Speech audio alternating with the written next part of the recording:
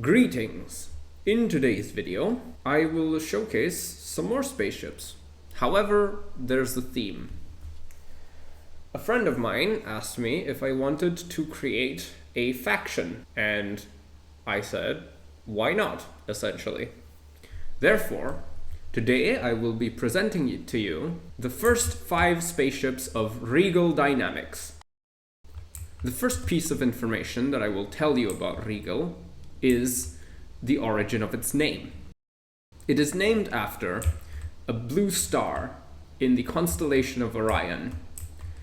That is an aspirational goal. It essentially says the faction aims its goal towards reaching that star one day, and, well, space travel, space exploration, and the likes. The first prototype that I am flying right now is called Koiga, and its goal was to be incredibly quick, essentially. With its regular thrusters on, it reaches above 350 kilometers an hour.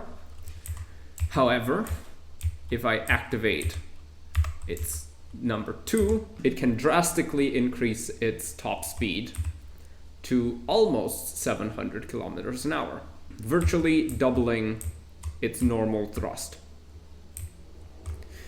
It's not the best. Again, it is the first prototype. It's a little bit unstable. It has a little bit of a mind of its own, and it is not as fast as, well, the newer ships in the line.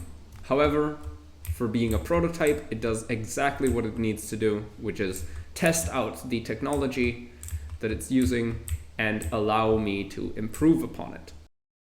All of the ships produced by Rigel Dynamics are named after sea creatures. The reason for this is, well, the star being blue, it reminds us of the deep ocean. And that is also an area of the universe that is currently scarcely explored. It calls to the fact that Rigel intends to discover the places of awe in the world. Bring that awe to whoever is interested in exploration and the unknown. The Stingray is more maneuverable than the koiga. It has a nicer shape as well. It doesn't reach the same top speed as the koiga does. It in fact goes slower at top speed. However, it is a little bit more reliable. The third ship in the line is the auxis.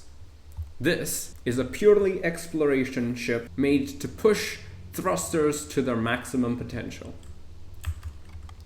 It has a VTOL mode that allows it to take off from basically any enclosure or any parking spot.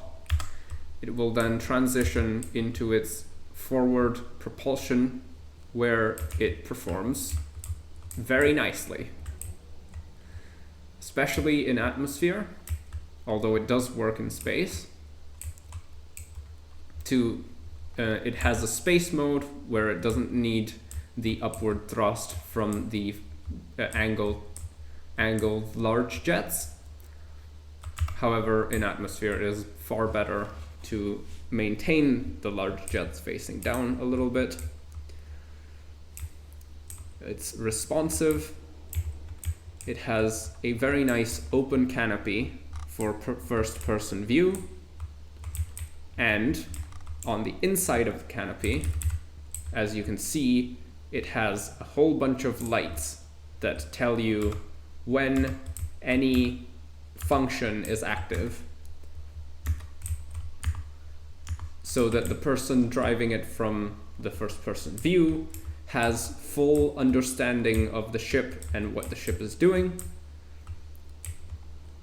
without having to see whether thrusters are active or lights are active on the outside. Going back to the outward view,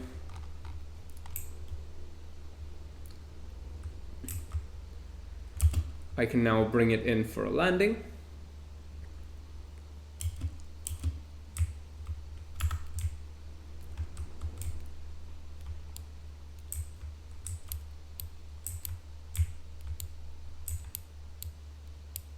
Deploys its landing gear automatically, and it has an opening canopy.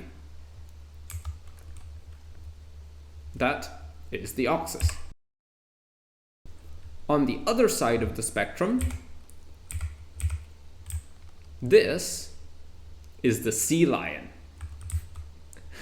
I say the other side of the spectrum because this is a purely combat ship instead. It is essentially the koiga's new and improved kick-ass little brother. It travels extremely quickly without any assistance. It reaches the koiga's top speed with boost on without any assistance. It maintains its maneuverability even at extremely high speeds, obviously reduced but still there. And then activating 2, the lights in the back turn on, and all of a sudden the acceleration is beyond insane, and we are moving at the speed of sound, or above it. Quite above the speed of sound, actually. It is a ship that I'm very happy with, none the least because, well, it has a lot of munitions to spare. It can fire 6 rockets at a time and an absolute barrage of smart cannons.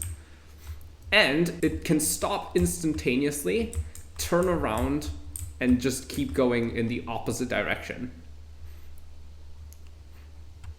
That is one of the features that I really wanted from this ship, is the ability to instantly change my direction.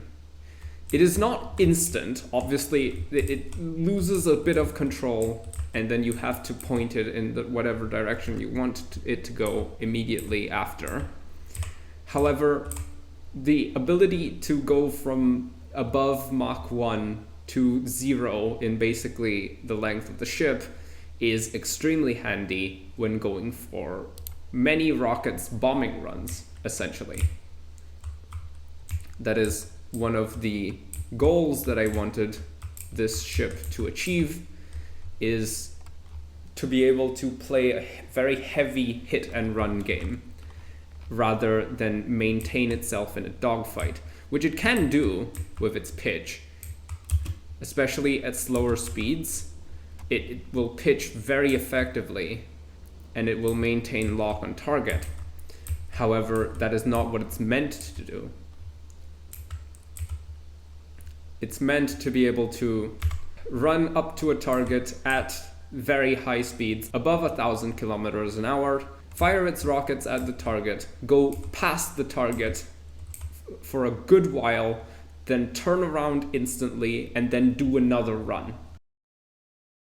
And we can now move on to the final spaceship in this first showcase of the Rigel line. And this one is called the Orca. It is majestic, if I do say so myself. There's not much to say about it. It looks really pretty. That's the main reason I made it. It's a very good exploration ship. It doesn't move very fast in atmosphere. It's not very maneuverable in atmosphere. However, it does the job serviceably. And when I activate its boost, it does reach less than 200 kilometers an hour.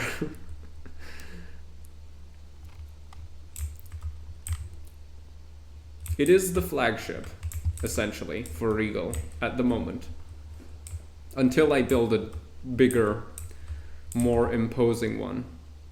Which I do not know if I will do soon, because I really do like flying the Orca around, even in space. It's very handy that I can just set it off in a direction and take all of my hands off the keyboard and just wait for it to get up to speed. And then when, in space when I'm traveling above 1,000 kilometers an hour. All I have to do to slow down is pitch myself up, and all of the thrust at the bottom will turn on to slow me down to almost a stop. It takes a while because it is a very heavy ship and it has a lot of momentum, but again, exploration ship made for long voyages, and it can survive any gravity planet, well, in the new map, as well as it can survive up to 1.4 G, which is pretty good in case they add in any new features, planets, or places in the future, maybe new maps that have increased gravity rather than decreased. And yeah. And there you go. That has been my showcase of the Rigel dynamic ships. Thank you for watching. I hope you've enjoyed, and I will see you in the future.